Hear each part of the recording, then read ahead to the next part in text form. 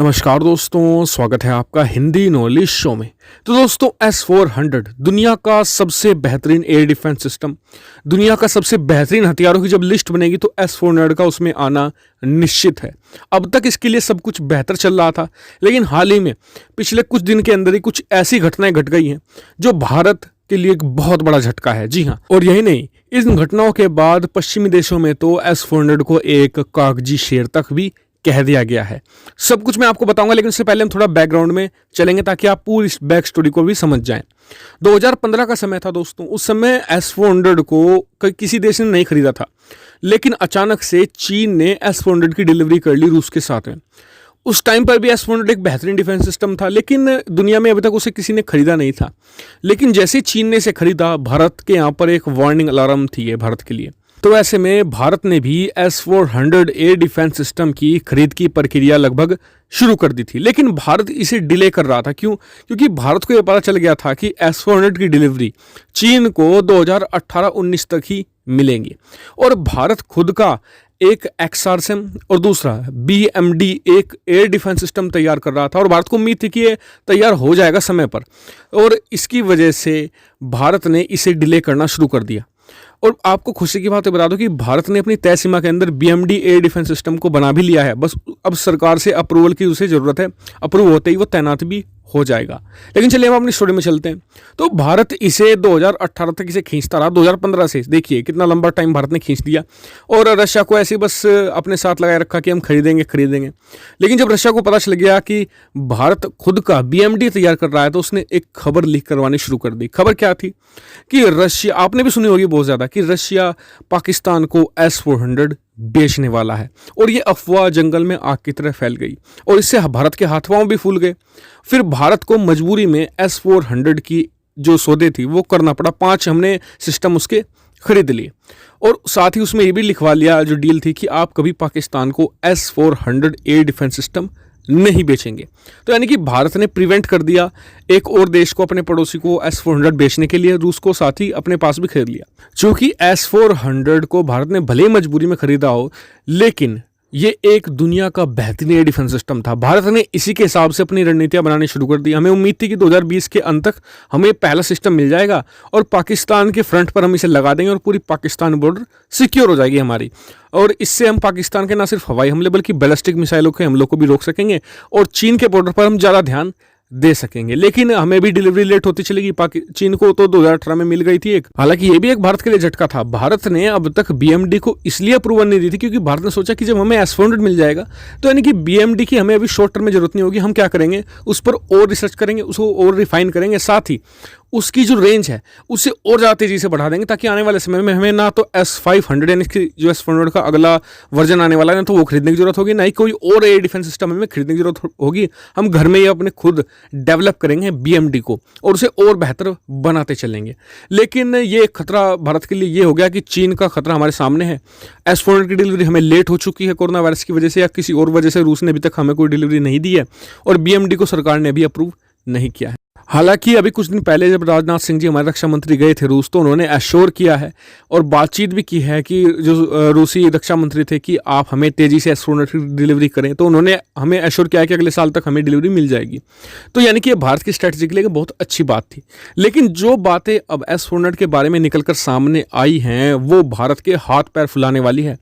दरअसल हुआ क्या, 2 घटनाएं बहुत गंभीर घटी हैं। पहली हुई कि S-400 का एक टेस्ट ट्रायल चल रहा था रूस में ही, और वो पूरी तरीके से फेल हो गया। कैसे? जो मिसाइल थी, जो वो ट्यूब से निकली, तो वो उसने थ्रस्ट को एक तरीके से ऑन नहीं किया, और वो वापस से दूसरी ट्यूब में आकर गिरी, और ट्यूब भी जल गई। हालांकि वहाँ पर ज़्यादा मिसाइलें, वहाँ पर उस समय क्योंकि युद्धाभ्यास था तो ज़्यादा मिसाइलें नहीं होती, तो कोई ज़्यादा बड़ा धमाका नहीं हुआ। लेकिन एक बहुत बड़ा झटका था भारत के लिए, क्योंकि S-400 का इस तरीके से फेल होना अपने आप में प्रेसिजन होता है। क्योंकि जब S-400 भारत के आएगा ना, और भारत आकर वो जो पश्चिमी कमांड पर यानी कि जो पाकिस्तान वाली बॉर्डर पर तैनात होगा, तो वो हर समय फुल्ली लोडेड होगा। अगर वहाँ पर ऐसा दुर्घटना होती है, तो ये मानकर चलिए आपको सैकड़ों सैनिकों से हाथ धोना पड़ेगा। किसी ऑपरेट करने में भी काफ़ी सैनिक लगते हैं, और उसके आसपास भी होते ही हैं, और भारत को नुकसान भी झेलना पड़ेगा, क्योंकि एक सिस्टम $1 अरब का है। $1 अरब मतलब कि 7,400 करोड़ का है, यानी कि एक चूक में 7,400 करोड़ रुपए खाक। ये भारत के लिए एक बड़ा चिंता का विषय है। दूसरी बात, तुर्की में हाल ही में एक उसे मतलब कि तुर्की को तो S-400 डिलीवर हो चुका है, तो तुर्की ने कंप्लेन की है कि इसमें कुछ टेक्निकल फॉल्ट्स हैं और इसमें बहुत ज़्यादा कमी है। S-400 में एक फॉल्टी S-400 शिप कर दिया है तुर्की को रूस ने। तो हालांकि रूस ने कहा है कि हम उसे ठीक कर देंगे, लेकिन 6 महीने का समय लगेगा। अब सोचिए कि भारत अगर S-400 ले लेता है और उसमें कुछ खराबी आती है तो करीबन 6 महीने का समय उसे ठीक करने में लगेगा रूसी टेक्नीशियंस को। हालांकि बहुत सारे एक्सपर्ट का यह मानना है कि जानबूझकर ही इनमें कुछ फॉल्ट या बग छोड़े गए हैं, यानी कि जो तुर्की को S-400 दिया गया है ताकि हमेशा क्योंकि आप सभी लोग जानते हैं कि तुर्की ने भले ही रूसी हथियार खरीद लिया हो, लेकिन वो आज भी नाटो का मेंबर है। तो रूस को ये डर है कि कहीं S-400 उसके खिलाफ ना इस्तेमाल हो जाए। तो यानी कि जो तुर्की का S-400 हमेशा कंट्रोल में रहे रूस के, तो इसलिए जानबूझकर बग छोड़े गए हैं। तो यहाँ पर भी एक चिंता की बात यह है कि चलिए तुर्की तो आज भी काफ़ी हद तक एंटी अमेरिका और प्रो रशिया है, यानी कि प्रो रशिया की तरफ झुका हुआ है तुर्की, तब उसके साथ उसने ऐसा किया। हमारा यह है कि हमारे आने वाली जो रणनीति है वो प्रो अमेरिका होने वाली है और हो भी रही है। हम अमेरिका के साथ कोम कासा जैसे समझौते साइन कर चुके हैं, बैका जैसे और लेमोआ जैसे होने वाले हैं। क्या है, कोम कासा सबसे महत्वपूर्ण है।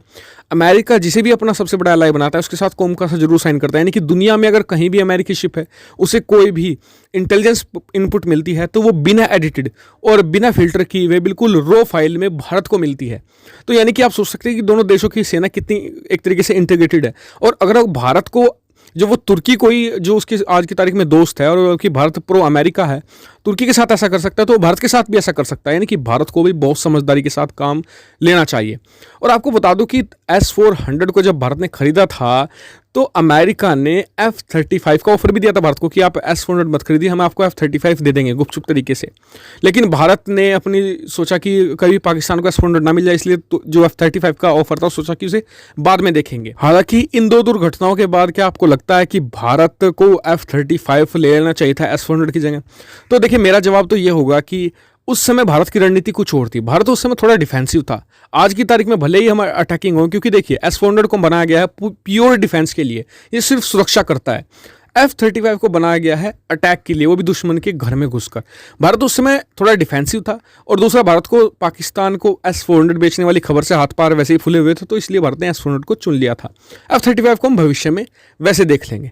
मुझे लगता है कि जो दूसरी दुर्घटना है तुर्की के साथ वो ज़्यादा चिंताजनक है, क्योंकि जो पहला रूस में हुआ है उससे चलिए कि कोई भी हथियार हो, जो इंसान ने जो भी चीज़ बनाई है उसमें कुछ ना कुछ डिफेक्ट होता है। कोई भी चीज़ इंसान की बनाई हुई परफेक्ट नहीं होती है, कुछ ना कुछ दुर्घटनाएं हो ही जाती है। भारत को जरूरत है कि जो तुर्की वाली जो घटना है उस पर ज़्यादा ध्यान दे और भारत को जब S-400 डिलीवर हो तो ये मेक श्योर करे कि उसमें कोई बग या फॉल्ट ना हो, प्रॉपर चेक कर ले और अपने जो सोल्जर्स है जब भेजे जाएंगे ट्रेनिंग के लिए रूस, तो उन्हें प्रॉपर ट्रेनिंग दे रशिया, कभी उसमें भी कुछ चीज़ें छोड़ दे। तो आप कमेंट करके बताएगा कि आपको क्या लगता है S-400 के बारे में, और साथ ही चैनल को सब्सक्राइब करना मत भूलिएगा। Thank you for watching video.